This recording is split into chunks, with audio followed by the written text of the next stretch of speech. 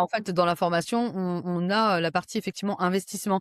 Donc, le contrat d'assurance vie, on l'évoque parce que, tu vois, quand par exemple on parle d'ETF, on sait qu'une des enveloppes dans lesquelles les ETF peuvent être souscrits, c'est le contrat d'assurance. Enfin, on parle du compte titre et compagnie, hein, mais le contrat d'assurance vie, par exemple, c'est une des enveloppes dans lesquelles les ETF peuvent être souscrits.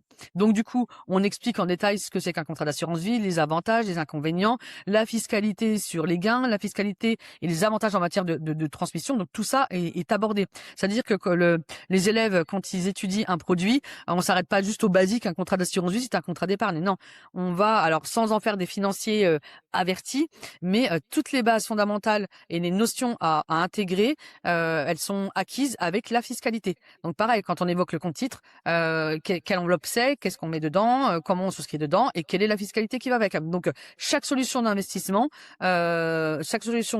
est épluchée en termes de fonctionnement, d'avantages, d'inconvénients. On parle toujours des inconvénients aussi, parce qu'il faut être totalement transparent, parce qu'il y a du bien et du moins bien, hein. Il y a sur différents types de contrats, hein. Et puis la fiscalité. Donc c'est complet. Donc on a vraiment la notion complète du produit. Et ça je pense Parce que que je le rappelle, c'est bien gagner de l'argent, mais il faut savoir le garder.